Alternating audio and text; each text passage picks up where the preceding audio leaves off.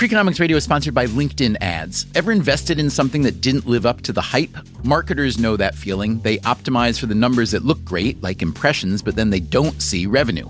LinkedIn has a word for that: bull spend. Instead, you can get the highest ROAS of major ad networks with LinkedIn. Cut the bull spend, advertise on LinkedIn. Spend $250 and get a $250 credit. Go to linkedin.com/Freakonomics. Terms apply.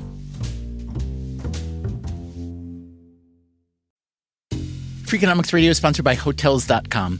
Hotels.com gives you access to hundreds of thousands of hotels worldwide. And when you join for free, you can save up to 20% instantly with member prices.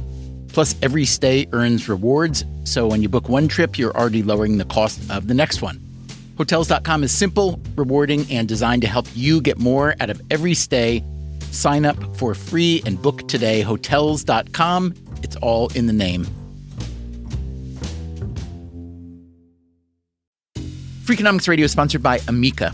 You know what they say: if you want to go fast, go alone. If you want to go far, go together. So go with Amica and get coverage from a mutual insurer that's built for their customers, one that looks after what's important to you together. Auto, home, life, and more, coverage that fits your unique needs. Amica helps you protect what matters most. Visit amica.com and get a quote today. Hey there, it's Stephen Dubner. The time has come. This is the first episode of People I Mostly Admire. It's hosted by Steve Levitt, my Freakonomics friend and co-author. Go subscribe right now wherever you get your podcasts. We will play the first few episodes here in the Freakonomics Radio feed, but if you want to hear all the fascinating conversations Levitt is going to have with amazing people, you should subscribe right now to People I Mostly Admire. Thanks.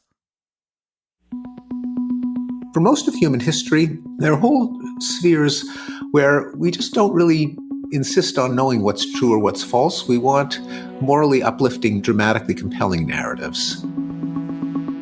Given that our species has transformed the world and discovered the secrets of life and the universe, built amazing things, how do we do it despite these cognitive infirmities? And how can we make ourselves smarter?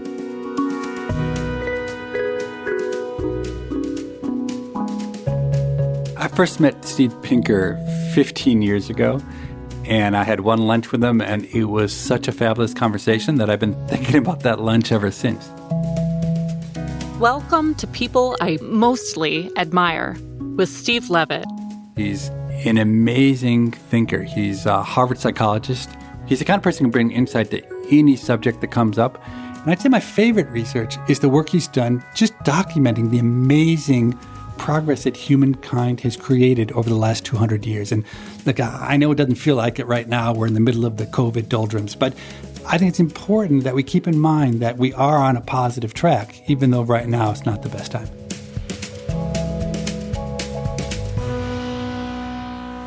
Wow, such a pleasure to get to talk today with Steven Pinker, not only one of the most widely admired public intellectuals, but also a path-breaking linguist and a brain scientist. So I've met a lot of brilliant people, but what makes you seem really special to me is that it's so rare, I think, in brilliant people to have any common sense. Would you agree with me that common sense is one of your best attributes? I'm probably not the person to judge. I know from my own field of psychology that we are all apt to overestimate our talents. And so if I were to say I had a lot of common sense, that would probably not be an exercise of common sense. Here's what I mean by common sense. So you've had this academic career and you do like super complicated linguistic things, and yet you've come to write these incredibly readable books that are loaded with really simple statistics and sensible logic that just, it's really hard to disagree with your conclusions. So let's just take an example. Your latest book is Enlightenment Now, The Case for Reason, Science, Humanism, and Progress. Could you just give us the 1-minute version of that book for people who haven't read it? Yes, it argues that we ought to deal with our problems by increasing our knowledge, trying to figure out how the world works through the use of reason and what I consider to be simply the application of reason to the physical world, namely science, that we should do so with the goal of making as many people as well off as possible, and that if we do that, we can succeed. Namely, progress is a fact. It comes about as the result of people applying their ingenuity to reduce human suffering and increase human flourishing.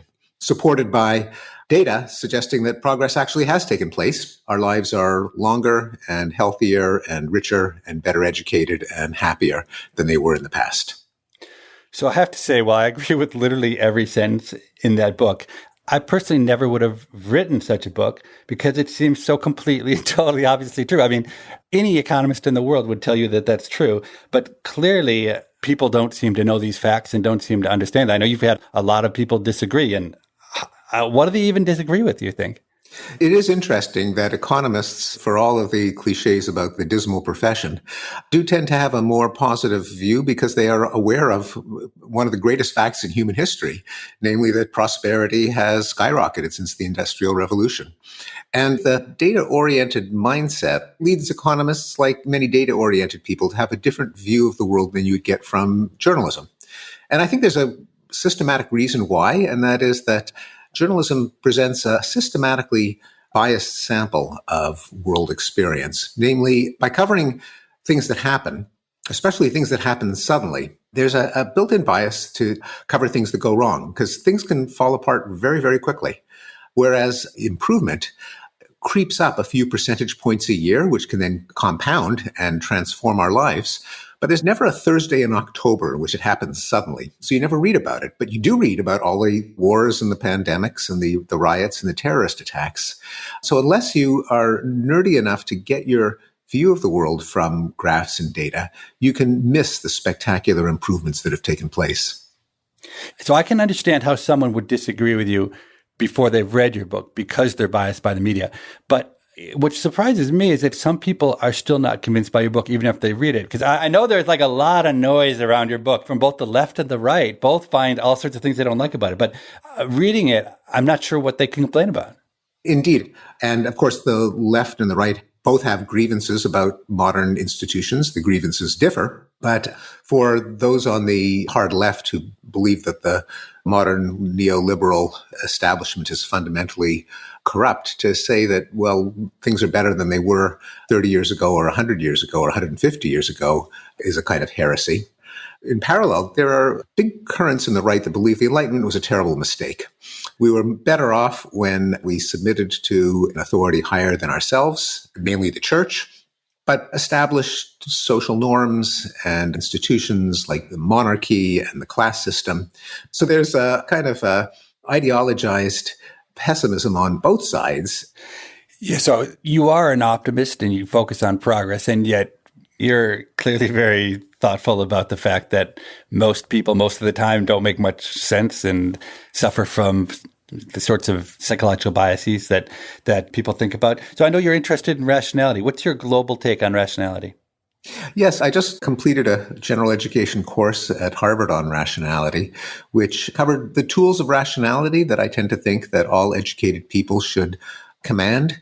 Any educated person should know what Bayesian reasoning is, or statistical decision theory, namely making a decision under uncertainty in a way that trades off the harm of false alarms with the harm of misses, or how to tell correlation from causation, how to avoid logical fallacies and critical thinking fallacies. And so the question at the intersection of economics and psychology is, in what ways are people rational and in what ways are they not so rational?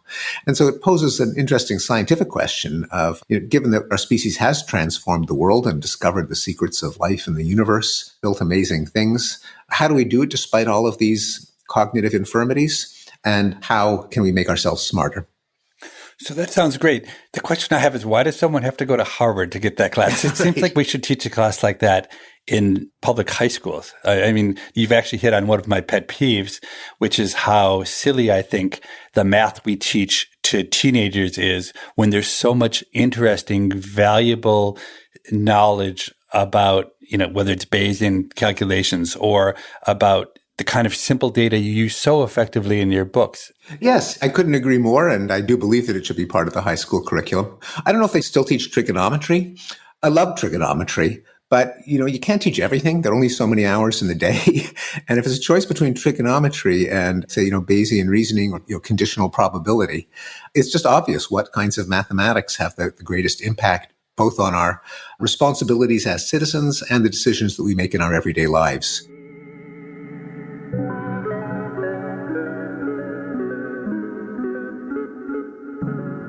So I suspect you have a prodigious memory. I'm going to give you a little quiz. Do you remember what I think is the only time we ever met? My memory is not what it used to be. I know that we have met, and you're going to have to fill me in. Okay. So yeah, we met once in 2005, and we had lunch. Oh, yes. So that was at TED. Was it in England? In Oxford, yeah. And I remember those days particularly vividly because it was one of the most traumatizing academic moments of my life. So I had given a TED talk previously that had gone very, very well and everybody loved. And I thought I was such a great speaker. And so I was invited to do this second TED talk.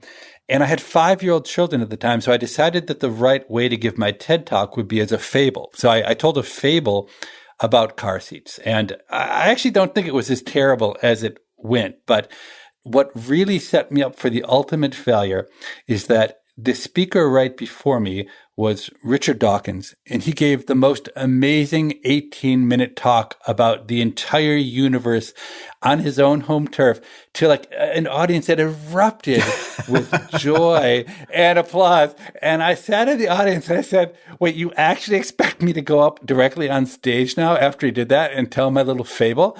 And I honestly wanted to sneak out of the room and never come back, but I dutifully got up on the stage, and to complete and utter silence for 18 minutes I spoke, and I got off the stage, and I've been trying to forget those 18 minutes ever since. It was really maybe the most awful speaking experience I've ever had.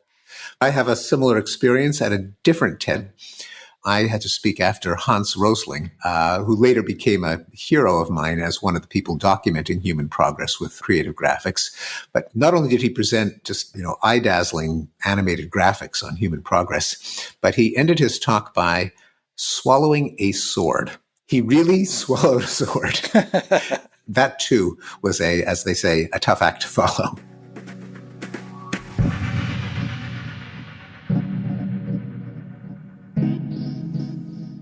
So one of the areas you're talking about is the environment. And I think people are extremely pessimistic about the environment.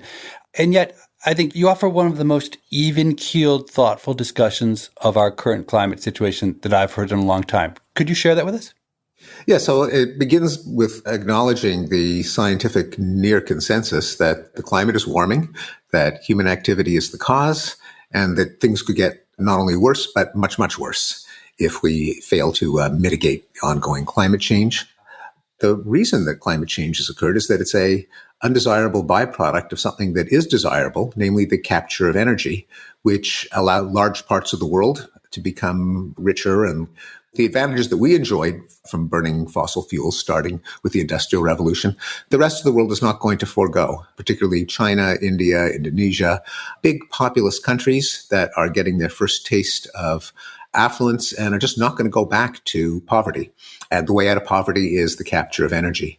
So given that reality, given our kind of existential situation of capturing energy or being miserably impoverished, it looks to the development of carbon-free energy, which I argue should not be completely equated with renewables like solar and wind, because there is no energy economy that's scalable that can rely on solar and wind alone. Although that could change in the future if we have massive capacity for energy storage, but that's not going to happen anytime soon. And so it advocates nuclear power being in the mix because it is, contrary to many people's impressions, it's probably the safest source of energy, that despite the highly publicized disasters at Chernobyl and Fukushima, those numbers pale in comparison to the number of people that are killed day in, day out by coal, by both accidents in mining and transport, and the disease burden from particulate matter that's emitted when coal is burned.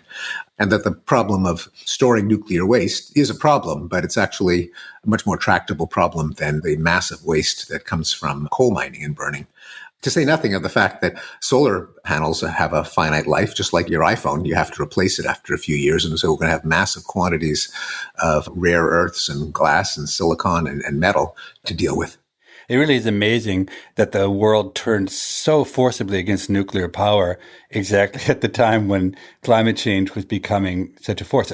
Germany being a great example of a very green country that did away with nuclear in order to, in the short term, import dirty coal from the United States. It's really puzzling, isn't it? Well, to a psychologist, it's not, because all the things that distort our assessment of risk, such as highly salient, newsworthy examples, intuitions of contamination, the desire to completely eliminate one danger as opposed to reducing the aggregate danger from all risks combined. All of these are a kind of a perfect storm that turned the world away from nuclear, probably starting with 3 Mile Island in 1979. I know a celebrity who says that he blames climate change on Bruce Springsteen, Bonnie Raitt, and the Doobie Brothers for their excellent concert film No Nukes that turned the baby boomer generation against nuclear. Joshua Goldstein and I argue that the millennials and Generation Z should reject the baby boomer consensus and form their own climate policy that's more in touch with the statistical reality. But anyway, just to complete the thought, because you asked me about climate change, so I think part of it has to be technological, not just the adoption of every energy technology that provides abundant, scalable energy without carbon emissions, but better still, the development of new technologies. And the great thing about technological solutions to climate change is that they can't be reversed by populist presidents. So we could have a president that withdraws from the Paris Accord, but you can't have a president that undoes a technological discovery. Moreover, if there's a technology that makes clean energy cheaper than dirty energy, then no one has to be persuaded. It's not politicized. Absolutely. And the other side of the equation is, how do we take the carbon that's there out of the air, or in other ways, geoengineering, figure out how to cool the earth? And, I believe deeply in markets, and I think they work well, but it seems to me there's a complete failure of our market right now in that dimension. So there are, a dozen, 30 entrepreneurial scientists who are jealously guarding their intellectual capital and working independently to try to come up with a solution that will work out carbon capture, and they'll be able to capture themselves all of the money that comes with solving that problem. But in an existential crisis like climate change, it seems like a terrible model for science. It seems like something much more like the Manhattan Project, where we gather the top 300 scientists in the world together and encourage them, incentivize them to work collectively, would be a better model. What do you think of that proposal? I couldn't agree more. It's just in the nature of markets. They don't work miracles. You can be a completely committed acknowledger of the benefits of markets and say, well, but there are certain things that only governments can do. And I agree, this is one of them. Yeah, or not even government. So I'm kind of giving up on the U.S. government right now. But I've pitched 3 or 4 of the richest people in the United States on this idea. And every one of them was intrigued, but not one of them was willing to pull the trigger to have the kind of resources where they can determine how to solve public goods problems. And so that seemed to me the path of least resistance. That's very interesting. But I agree, even though there's a huge backlash now against billionaire philanthropists, the number of bestsellers saying, well, the government should do it. But the problem with a democracy is that when it works, the people get what they want. And people don't always want what's best for the planet, at least not all at the same time, not all right now. And a democratically responsive government may not have the freedom to experiment, to take chances, to develop not so popular options.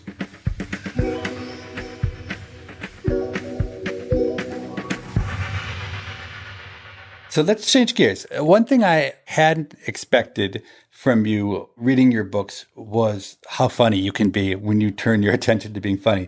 And I think a great example comes from another one of your books called The Better Angels of Our Nature, which argues that violence is greatly decreased over time. And that doesn't strike me as being a very funny topic. But your synopsis of the Old Testament in that book made me laugh so hard that I could barely breathe. Yeah, not everyone found that passage so funny. But yes, so what I simply did is I went through the major stories of the Hebrew Bible, the Old Testament, and I just described them pretty factually. I had intended this as a kind of a sanity check because I'm making the argument that violence has declined over the course of history. I just wanted to remind people of how violent earlier times were. And the Hebrew Bible is a fine example. So I told the story of Adam and Eve and Cain and Abel, pretty much sticking to the King James translation. Cain talked with Abel, his brother, and it came to pass when they were in the field, and Cain rose up against Abel and slew him. With the world population of exactly 4, that works out to a homicide rate of 25%, which is about 1,000 times higher than the equivalent rates in Western countries today. I then talked about the first of many genocides in the Bible, the Noachian flood, the binding of Isaac, the selling of Dinah, Jacob's daughter, in marriage. Can you tell the Dinah story? I love the Dinah story. Yes, Isaac's son Jacob has a daughter, Dinah. Dinah is kidnapped and raped, apparently a customary form of courtship at the time, since the rapist's family then offers to purchase her from her own family as a wife for the rapist. Dinah's brothers explained that an important moral principle stands in the way of this transaction. The rapist is uncircumcised. So they make a counteroffer. If all the men in the rapist's hometown cut off their foreskins, Dinah will be theirs. While the men are incapacitated with bleeding penises, the brothers invade the city, plunder and destroy it, massacre the men, and carry off the women and children. When Jacob worries that neighboring tribes may attack them in revenge, his sons explain that it was worth the risk. Should our sister be treated like a whore? Soon afterward, they reiterate their commitment to family values by selling their brother Joseph into slavery. Now, funny or not funny?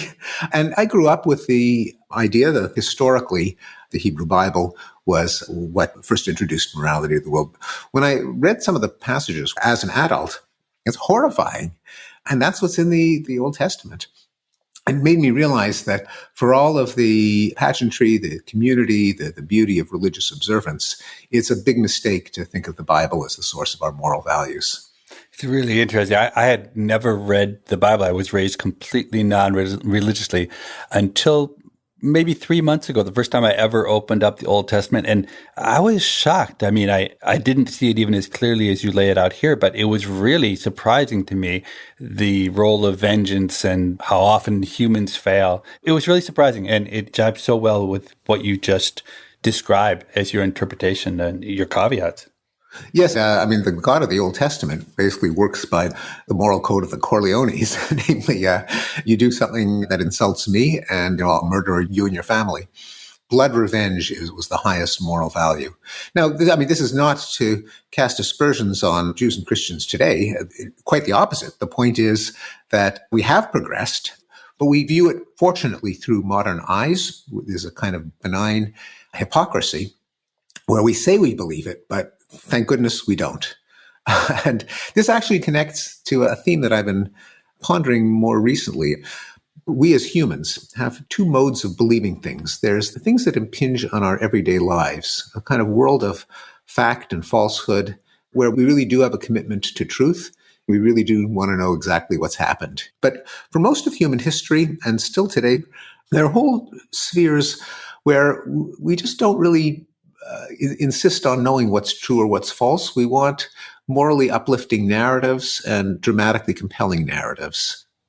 Yeah, the Enlightenment, I think you would argue, was the point where truth became important, even if it wasn't the truth about were your crops going to grow or not, but a broader truth. Would you agree that essentially was one of the most important features of the Enlightenment? Absolutely. That's right. And before it, the scientific revolution, that it's not just, how to grow crops, how to keep your kids out of danger, but it's also what's happening halfway around the world, what happened thousands of years ago, what's going to happen thousands of years from now, where the same attitude that we take to our everyday lives, we should apply to everything. But one can understand why that's such a recent and exotic mindset. For most of human history, we had no way of knowing what happened. You could believe anything you want. An educated person before the scientific revolution could very well believe that there are unicorns and werewolves, that comets and eclipses are portents of the future, that a dead man will bleed in the presence of a murder weapon or a murderer. Beliefs that now we think of as primitive, superstitious, magical, but they were the conventional understanding of the day. But once there is science, once there is journalism, once there is scholarship, once there is history, then you can expand the domain of the real to realms where common sense didn't have a place for it. It's a great reminder about how difficult it is for individuals to learn the truth. So we benefit enormously, of course, from the brilliant scholars who came before us. Yeah, indeed. And that revelation that our everyday experience is not a reliable guide to the ultimate nature of reality is a major transition in thought.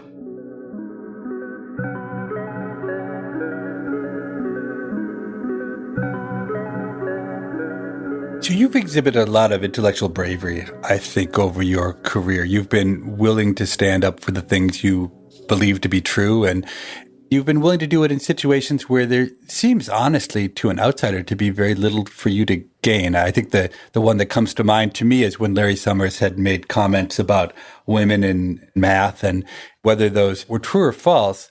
Looking at the situation, it would seem to make a lot of sense to keep your mouth shut because it was only going to get you in trouble. But you were willing to talk. Can you tell me a little bit about your logic in that setting and why you came forward? I think sometimes to my own retroactive surprise, I seem to have a taste for controversy because I'm not a confrontational person. I'm a polite Canadian. I like to get along. But in my professional career, I've often jumped into controversies, not necessarily political ones, but ones within my own field. I was involved in the imagery debate of the 70s and 80s. That is, are mental images more like pictures or more like sentences? The debate over what is or isn't innate in language that allows kids to acquire their mother tongue, involving Noam Chomsky and his critics. So I do have a taste for the areas that are still under dispute, where I like to think that I have a contribution to make in clarifying things, sometimes by taking positions that are not the consensus. But I manage my controversy portfolio carefully. Lots of people say, will you blurb my book with this outrageous opinion or that hot button? And no, I don't just sign on to any old controversy. And in the case of Larry Summers, part of it was that he based some of his arguments on a chapter in one of my books called Gender in the Blank Slate, The Modern Denial of Human Nature.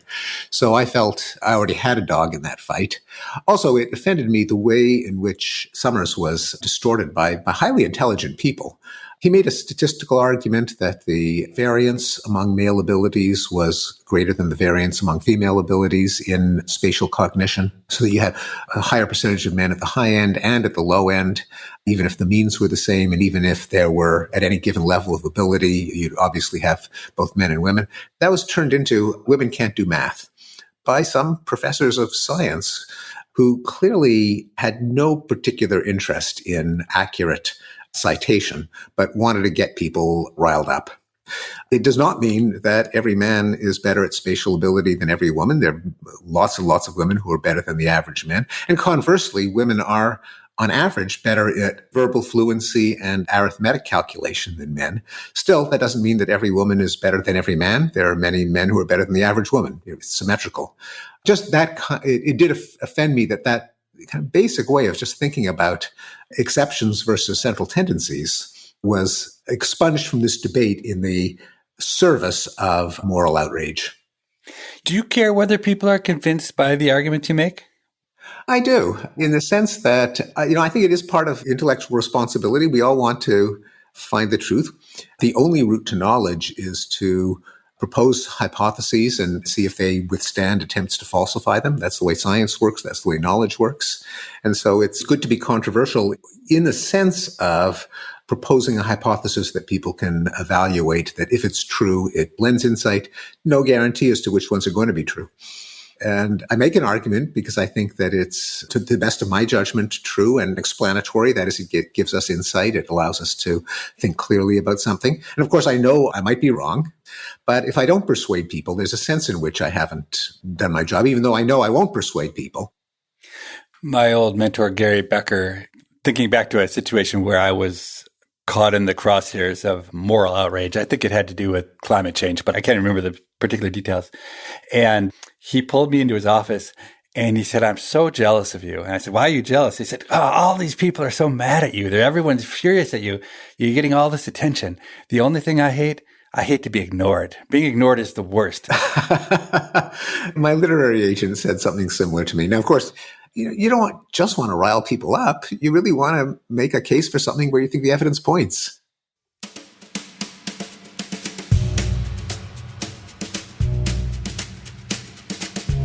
You're listening to People I Mostly Admire with Steve Levitt and his conversation with psychologist and linguist Steven Pinker. They'll return after this short break.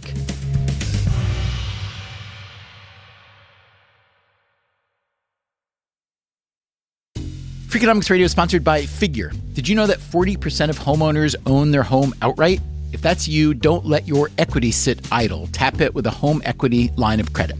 Figure, the #1 non-bank HELOC lender in the U.S., helps tap equity you've built in your home so you can do things like tackle a renovation or pay down debt. HELOC is a line of credit secured by your home. You can draw what you need, repay, and draw again. Figure offers a 100% online application. Get approved in 5 minutes and funding in as few as 5 days. It's faster than a bank loan and cheaper than a personal loan. Check your rate today without impacting your credit at figure.com/Freakonomics. This post is sponsored by Figure, NMLS ID 1717824. Figure is an equal housing lender. For more information about their licensing, visit nmlsconsumeraccess.org. Figure's HELOC is subject to credit approval and terms apply. Freakonomics Radio is sponsored by Principal, the perpetual pen tapper, the arbitrary fridge reorganizer, the holiday party planner that starts in May. Principal knows that your star employees have their work quirks. Principal also knows how much those employees mean to your business. You need them. They need benefits. Work with Principal so they can help your team with a retirement and benefits plan that's right for them. Principal Life Insurance Company, Des Moines, Iowa.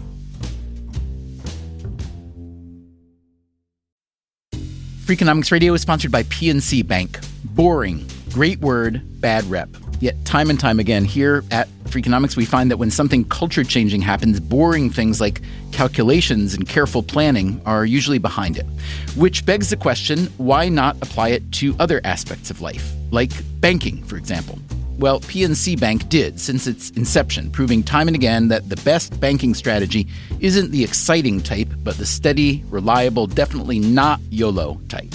PNC Bank, brilliantly boring since 1865. Brilliantly boring since 1865 is a registered mark of the PNC Financial Services Group, Inc. PNC Bank, National Association, member FDIC.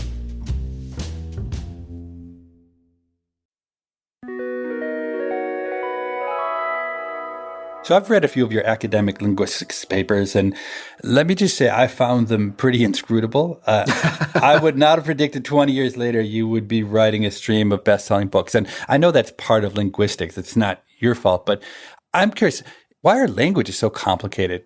Do languages have to be as complicated as they are? So language does have a lot of complexity because it's the way we express complex thoughts. And that's what it evolved and historically developed to do. That's what you and I are doing right now. I mean, these are complicated thoughts. And you and I are just going, wah, wah, wah, wah, wah, wah. We're making noise with our mouths. And if we succeed, people are thinking those thoughts too. That's amazing. Absolutely. Okay, I give you that. Let me talk about a different level of complexity, though. So, for instance, you've studied irregular verbs. Why are there irregular verbs? What is the point of verb being irregular? Or take a language like German, where you have genders going with nouns that have nothing to do with anything. Do you have an understanding of why that complexity exists in language? You know, it's a profound question, and here's my best stab at it. There are really two components to language, just as there are two components to computation. One of them is memory. There's just a lot of things that you just commit to rote. And that includes our vocabulary. We know on the order of tens of thousands of words, and each one of them is as arbitrary as a phone number. There's just no way you could know the dog means dog as opposed to a zebra other than the fact that you memorized it as a child. But then there's also algorithms. There are rules for combining words so that we can express new combinations of ideas, things that have never occurred to anyone. And that's what gives language its power. We don't have to just regurgitate the same ideas over and over again. We can share new discoveries, new insights, new stories. And here's the third part of the explanation, which is that a language has to be shared for it to be useful. If I spoke a beautifully expressive language and I was the only person who spoke it, I may as well not know it at all. It would be useless. So we've got to share the code within the community so that what one person says, another person can understand. And it's not like a computer programming language where someone sets down the rules. It's kind of a wiki that develops historically, that's picked up by exposure. always with some probability that something will be forgotten in a given generation, that it will be misunderstood, misanalyzed. So those are the three ingredients. You've got memory, you've got rules, and you've got community sharing and historical transmission.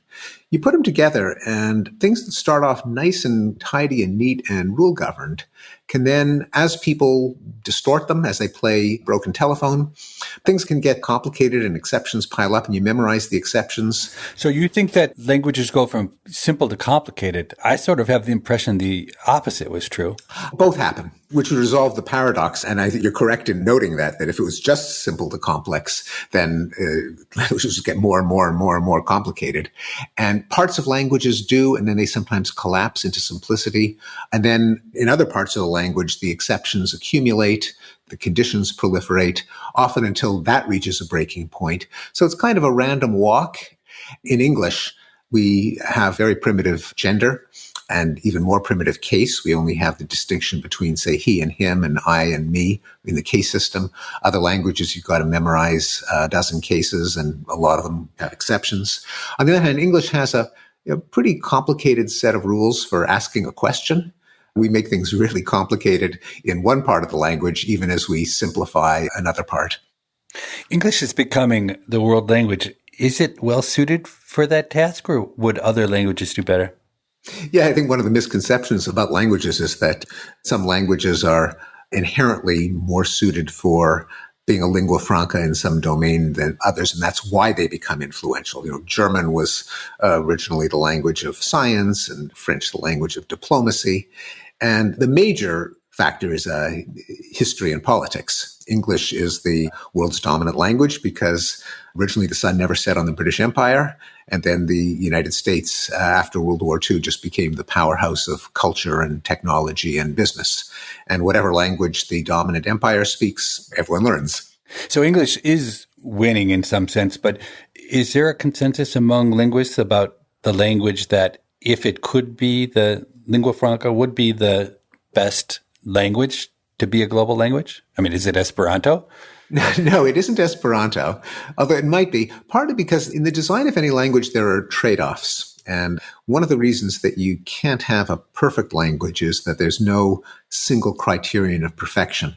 And an obvious example is the trade-off between speakers and hearers. So from the point of view of a hearer, every syllable should be perfectly articulated so that there's no chance of misunderstanding. On the other hand, from the point of a speaker, you want to get your words out as quickly as possible and not have your tongue do too many gymnastics. They're in conflict. They can't both be happy all the time. And a lot of the history of language, the reason that we don't sound like Shakespeare and Shakespeare didn't sound like Chaucer, is that people are always slurring some parts of language, and then sometimes it goes viral and that distinction gets lost as everyone slurs it in the same way. That's one of the reasons why we have so many silent letters in English. They weren't always silent. Nightingale used to be Nichtingale. That's why we have the GH. That's why we have the E at the end. But it became too much of a tongue twister and lazy speakers won the day. The spelling didn't keep up. And so we've got all this crazy English spelling. On the other hand, if you just become a nation of mumblers, then no one will understand what you're saying. And so some distinctions get exaggerated and embroidered. But since no one's in charge, no one's deciding what is the perfect trade-off, then you've got this constant churning, this constant motion. So no language can be perfect from the point of view of both speakers and hearers. That's really interesting. I never thought about that. Here's a different kind of question, and I don't know if you know the answer to it or not. So there is a point in child development where I think kids can think, and I think they understand much of what they see around them. But my sense is they have very limited language capabilities. And I'm interested to know what the state of thought is about the ability to think in the absence of words, if that makes any sense. Oh, absolutely makes sense. An utterly profound observation. And it's one of the biggest, most important refutations of the idea that all thought consists of language. For one thing, we know from experiments that prelinguistic infants do have often a sophisticated understanding of cause and effect, of personal agency, of persistence of objects. Because when you think about it, how could a child acquire a language if they couldn't think until they had the language?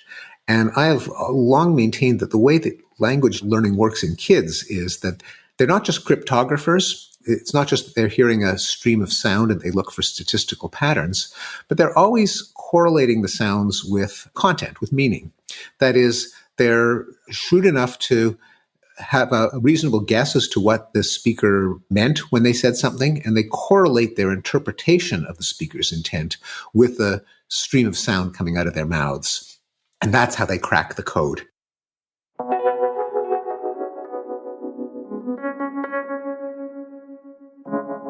Let me end by asking for your advice on learning a language as an adult. Is there anything in your background or research that can help someone like me who, say, tried to learn German because my wife is German, do it better? Yeah, you're right in pointing to adulthood as an impediment. A couple of years ago, I published the most massive study yet with Josh Hartshorn and Josh Tenenbaum, where we capitalized on a language quiz that Josh Hartshorn put online that got 2/3 respondents. And because the demographics of the questionnaire included at what age did you begin to speak English and for how long have you been at it, we were able to dive into the data to answer the question that many people were curious about, is namely, do kids really have an advantage and how long does it last? And the answer is they do, but it lasts surprisingly long. With some mathematical modeling, we estimated that the change in the underlying ability to soak up the grammar of a new language only takes place around 17. Now, if you start at 12, you're at a disadvantage because it takes more than 5 years to master all the ins and outs of the language. So you're only doing it at top capacity for 5 of the necessary years. But to our own surprise, the window is longer than people think. Now, what about if you're older than 17? Well, the window doesn't shut. There's a decline. So it's still possible. I would say that to make up for the fact that presumably the underlying circuitry isn't as plastic as it used to be when we were kids, that a number of strategies have to be used. And one of them, of course, is using the language in context, in a conversational situation, because this is one of the things I have to confess, that I'm not much of a polyglot myself. I have some French, some Spanish, some Hebrew, but I'm often paralyzed because a lot of my learning was kind of book learning. And then when I'm just plunked in a situation and there's all this social stuff going on, I don't want to look like an idiot. I don't want to insult people. I don't want to condescend. And so kind of lubricating the path to exploring the whole language often depends on these little social rituals that get you going. So that's an essential part of it, but also combined with making up for the decline in underlying fluency and facility by applying intellect, by remembering the irregularities, and by reading and developing conscious rules to help make up for the fact that it doesn't come as naturally as when we were kids. Yeah, with German, I've tried quite hard on German, and I've become a pretty good reader. I read at maybe the 8th grade level in German, but I speak like a 3-year-old, which is really embarrassing when I'm in public settings. As Mark Twain said, there are more exceptions to the rule than instances of it. I don't know if you've read Twain's essay, The Horrors of the German Language, but if you haven't, it will make you laugh out loud. Yeah, I have not, but I will. German has actually been quite a pleasure for me compared to trying to learn Mandarin. When I adopted 2 daughters from China, I thought that I should try to learn Mandarin for my trip to China. And again, I worked for me pretty hard. I probably spent a half an hour a day for 6 to 9 months trying to learn Mandarin. And I went to China and I literally did not understand a word that someone said. And I literally was not understood a single word that I said after that investment.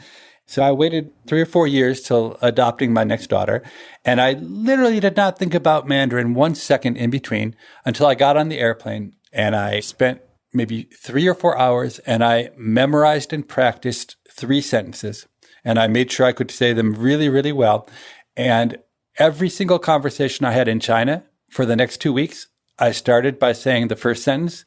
And no matter what someone said back to me, I said the second sentence. And no matter what they said back to me, I said the third sentence. And it was the most amazing success in the world. My sentences were like, I'm from the United States. This is my daughter. I'm adopting her and bringing her back home. Like those were the gist of my 3 sentences. And it turned out that people were very happy. I don't know what they said to me, but they smiled. And the funny thing of all was the Americans who were with me and watched this, maybe a week into it, one of them said to me, God, it's unbelievable how fluent you are in Chinese. Like every time you talk to someone, you can answer their questions and they just understand what you're saying. And I never shared with that person that I had literally said the same 3 sentences in every conversation that I'd had over the 2 weeks. Oh, that's a fantastic story. And it does underscore the fact that language is used in a social context. And to break the ice, you just have to be able to begin a conversation and act like a competent human. This is above and beyond knowing the rules and the irregularities and so on.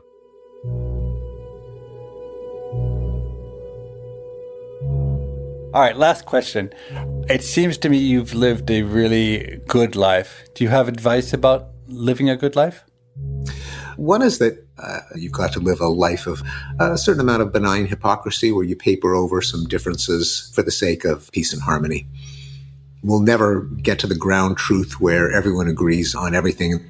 Human conflict is inevitable. That this is, I think, a lesson from evolutionary biology. We don't all want the same things, and that itself is something to be managed. Perhaps one other thing is to be grateful for what's gone right. There'll always be things that go wrong, and to appreciate when things are going right and not always focus on the remaining problems. And to treat problems as things to be solved. Never perfectly, but we've solved problems in the past collectively, and we ought to apply that to our lives.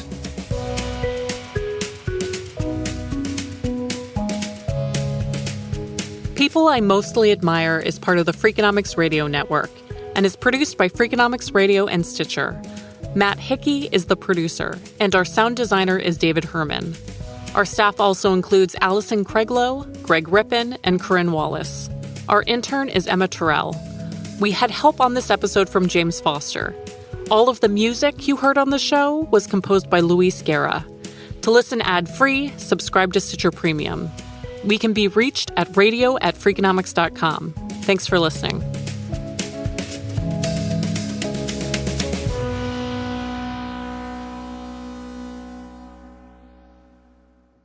I hope we can do it again without letting another 15 years pass before we next see each other. Absolutely. Let's do it. And let's not do it where each of us is embarrassed by the preceding TED speaker.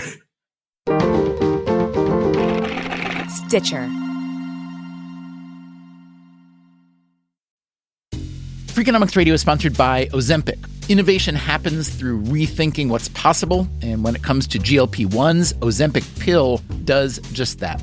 Learn more about Ozempic semaglutide tablets, 4 and 9 milligrams, by calling 1-833-OZEMPIC or visit Ozempic.com to view the medication guide and ask your doctor what's possible with FDA-approved Ozempic pill. In the U.S., there's a break-in every 26 seconds. But when intruders step near, Simply Safe Home Security steps up. Stop. This is Simply Safe. Police are on the way. Using AI alerts, U.S.-based live agents help deter break-ins. Simply Safe, no long-term contracts. Save 50% on your new system with professional monitoring at simplysafe.com/SXM or with promo code SXM. Outdoor deterrence requires a Simply Safe Active Guard outdoor protection plan starting at $49.99 a month. Visit simplysafe.com/licenses for alarm license information. Tennessee 2012.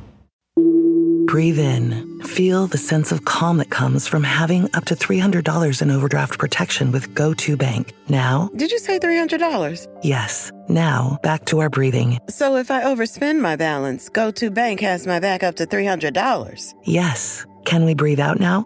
Less worries, more zen with over $300 in overdraft protection. Tap to open an account today. Eligible direct deposits and opt-in required for overdraft protection. Fees, terms, and conditions apply.